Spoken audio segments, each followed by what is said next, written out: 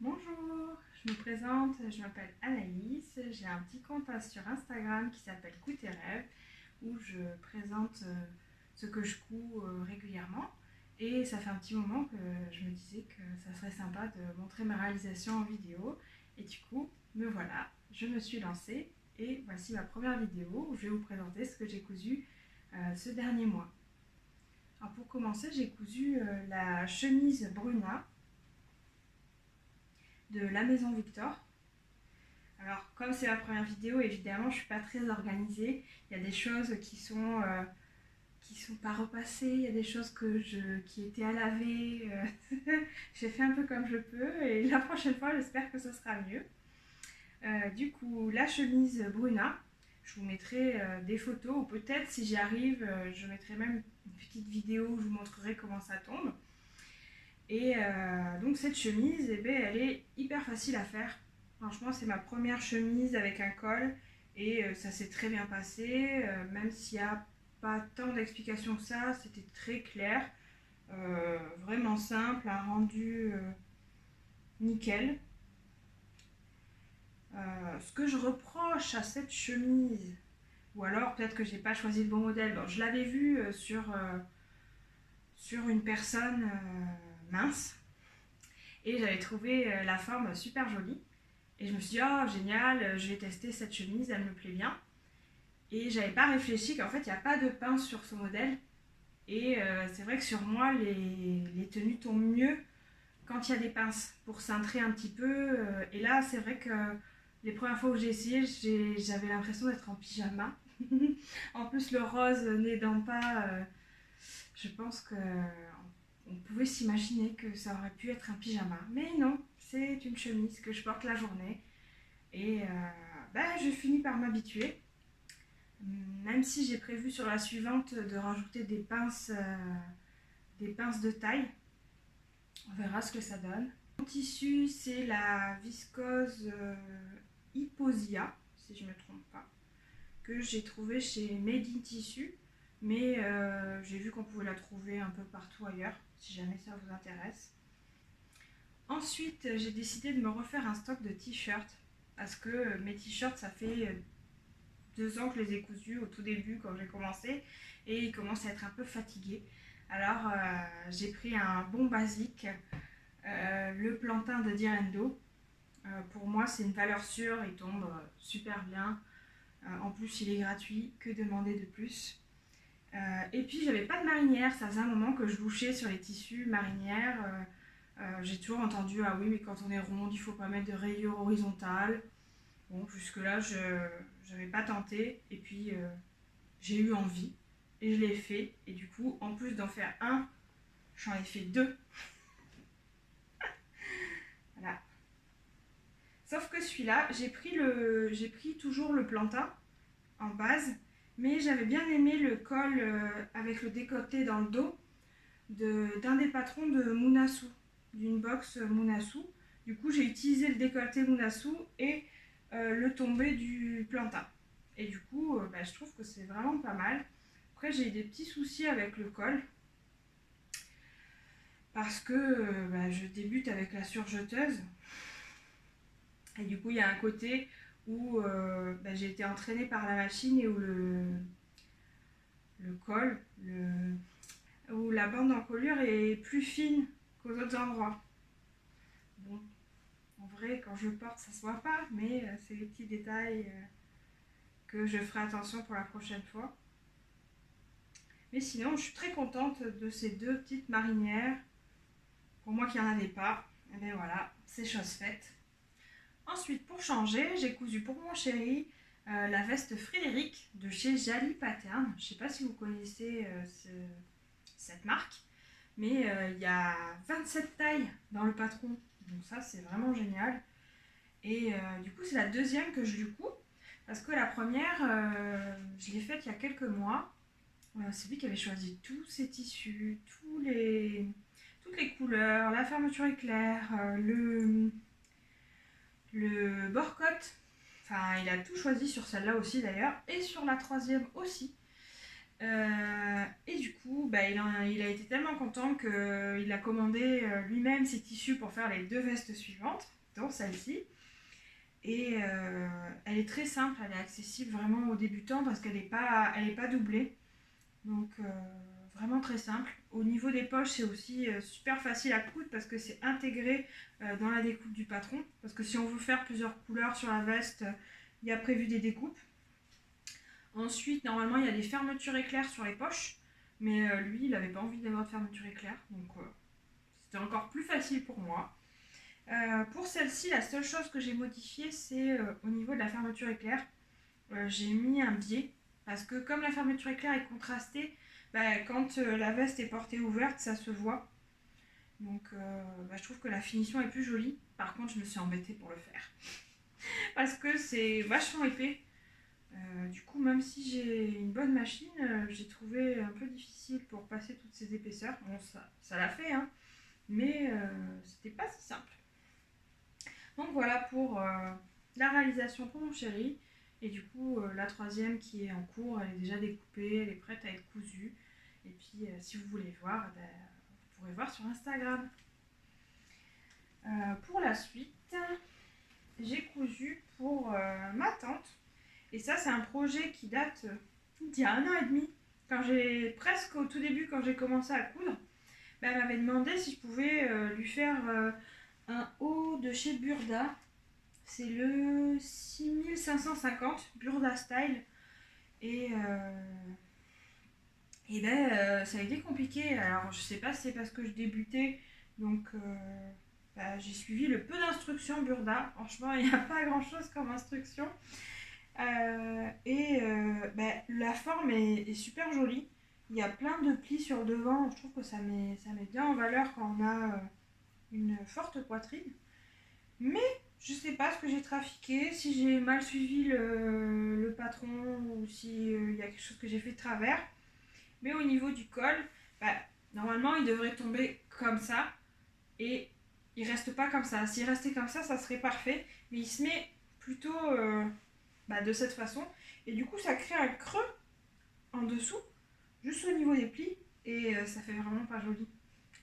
Et donc, comme c'était une de mes premières réalisations et en plus pas pour moi, j'ai eu des difficultés à savoir comment arranger ce souci. Donc, je l'ai tout simplement laissé de côté pendant 1 an et demi, la pauvre. Et j'avais pas envie d'y toucher parce que je savais pas comment faire pour l'arranger. Et là, c'était son anniversaire la semaine dernière. Et je me suis dit, je vais essayer de recommencer. Ça lui fera sûrement plaisir d'avoir enfin son haut après 1 an et demi. Et je lui ai fait dans un superbe crêpe de chez Couturette. J'ai eu au coupon Couturette. Donc il est vraiment hyper agréable. Là pour les beaux jours, ça va être sympa à porter. Il m'en reste un petit morceau pour me faire une petite jupe ou un petit top pour moi. Et je me suis dit, j'ai pris un petit peu d'expérience, donc peut-être que je vais réussir à le faire correctement cette fois. Et en fait, ça m'a fait quasiment la même chose. J'ai vraiment suivi les instructions, j'ai tout fait lentement, j'ai refait, redéfait. Et c'est un peu moins prononcé, mais ça fait la même chose. Donc je sais pas ce que je fais de travers. Je vous mettrai des photos, je l'ai porté moi en photo pour vous montrer, même si c'est pas ma taille, donc ça tombe pas forcément aussi bien que ça devrait. Ça vous donne une idée. Et si jamais il y en a qui ont fait ce modèle et qui savent me dire ce que j'ai fait de travers ou ce qui va pas, c'est avec plaisir. Pour changer, je vais vous parler des box Munasu parce que je suis un peu fan de ces box. Ça me permet vraiment de sortir de ma zone de confort. Depuis que j'ai commencé à les coudre, je m'en lasse pas. Et je suis un peu déçue qu'au début de cette année, ils aient décidé de mettre la quantité de tissu maximum pour une taille 48. Moi, je suis du 54. Mais comme je suis obstinée, je continue à acheter les box. Et je deviens experte en Tetris de patron. Donc je place vraiment bien mes pièces pour essayer de gagner au maximum de tissu et d'arriver à coudre ma taille 54 dans un coupon prévu pour les 48. Et jusque-là, je me suis plutôt bien débrouillée, hein. Les 3 box, j'ai pu les coudre. Même si je vous en parlerai tout à l'heure, la dernière, ça a été vraiment très très difficile. Celle-là, c'est celle du mois de février et c'est le pantalon Karen. Et j'étais pas du tout convaincue par ce pantalon. C'est pour ça que c'est bien les box, parce que ça me permet de tester vraiment des choses que j'aurais jamais achetées. Donc ce pantalon, il a la taille élastiquée derrière.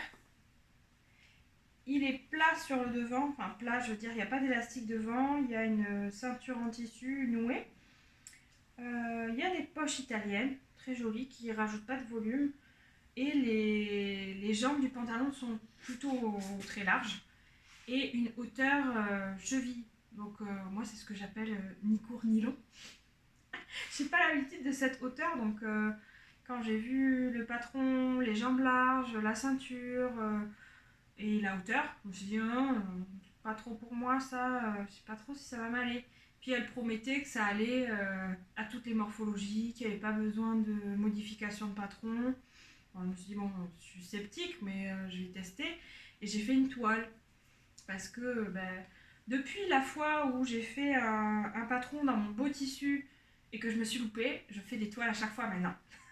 Même si ça me prend un peu plus de temps, je préfère faire des toiles et faire quelque chose de sûr qui sera réussi sur mon tissu, mon précieux tissu.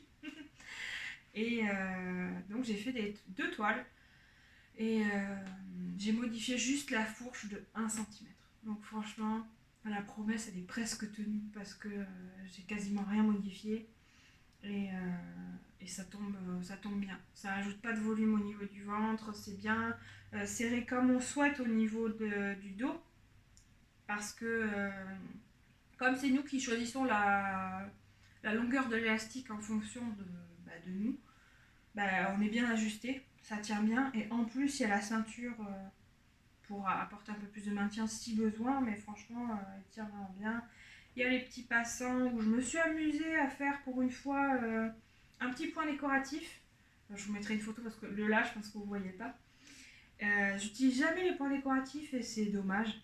Et là je me suis dit allez c'est l'occasion de tester, surtout que c'est ton sur ton, ça se voit presque pas. Mais il faut que je me lance le challenge d'utiliser plus souvent les points décoratifs.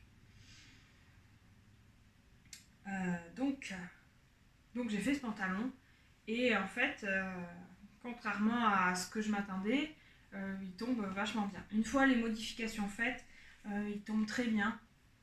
Il y a juste la longueur du pantalon. J'ai testé la longueur ni court ni long, mais j'étais vraiment pas convaincue, donc j'ai rallongé un tout petit peu et ça me convient très bien.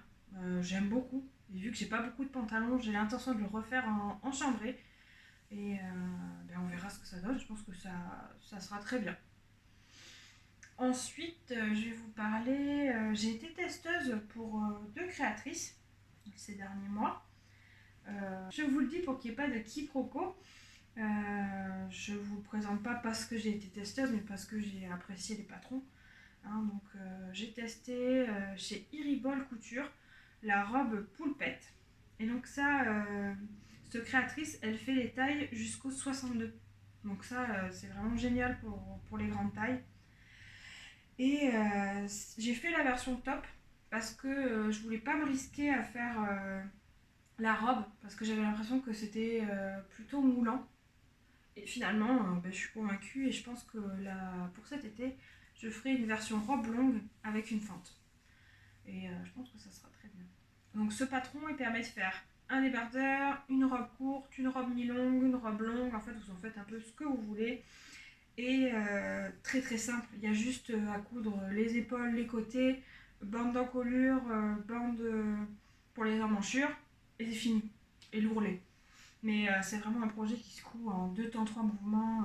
Ça fait plaisir des fois d'avoir des projets qui sont rapides pour changer un petit peu, pour alterner. Et ensuite, j'ai testé Comme une fleur, la créatrice, et c'est la robe Zanka avec un col bateau.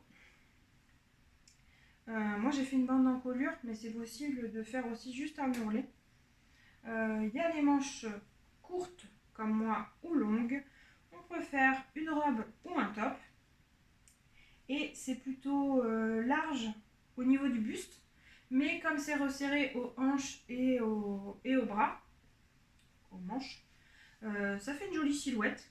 Là aussi, j'avais quelques appréhensions au niveau du moulant, au niveau des hanches. Et finalement, c'est pour ça qu'il faut tester. C'est bien tester parce que on se rend compte qu'il y a des choses qu'on se dit oulala, ça va pas m'aller. Et puis en fait, ça nous va bien. Ou bien l'inverse, on peut se dire que ah, ça va nous aller, en fait, ça nous va pas.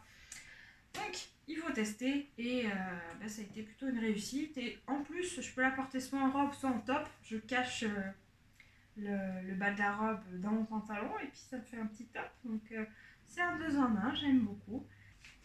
J'ai failli oublier de vous parler de la dernière box de Munasu. Quand je vous disais que j'adorais ces box, mais que je m'obstinais à les coudre, même si c'était prévu jusqu'au 48. Enfin, le patron va jusqu'au 56, si je dis pas de bêtises, mais la quantité de tissu est prévue pour du 48 maximum. Et la dernière, c'est un joli petit caraco en soie. Donc, comme la soie, ça coûte cher, ils ont mis vraiment le minimum du minimum au niveau du tissu. Et c'est prévu 70 cm pour une taille 48. Et j'ai eu 67 cm. Et j'ai réussi à faire entrer ma taille 54 dans 67 cm. Wouhou. Là, franchement, je me félicite parce que j'ai bien joué à Tetris. Hein, et j'ai pu rentrer tout mon patron sans rogner certaines pièces. J'ai juste triché pour les bretelles. Au lieu de les placer dans le droit fil, je les ai passées perpendiculaires. Mais j'avais demandé à une couturière si c'était gênant de faire ça. Elle m'avait dit non, que si c'est bien perpendiculaire, j'allais dire parallèle, perpendiculaire au droit fil, ça risque pas de déformer les bretelles. Donc c'était nickel. J'ai pu utiliser mon coupon en soie parce que ça m'aurait fait mal au cœur de garder 67 cm de soie dans mon placard. Donc voilà. Et puis c'est tout ce que j'avais à vous présenter pour cette fois. J'espère que ça vous a plu, que ça vous a intéressé, que je ne vous ai pas trop ennuyé avec mes petites anecdotes. Et puis j'espère qu'on se retrouvera sur une prochaine vidéo. Et si vous avez des idées justement pour les prochaines vidéos, vous pouvez me laisser des commentaires. Et puis si vous voulez vous abonner, ça me fera très plaisir. Puis vous pouvez aussi vous abonner sur Instagram si vous voulez. Et puis je vous dis à bientôt.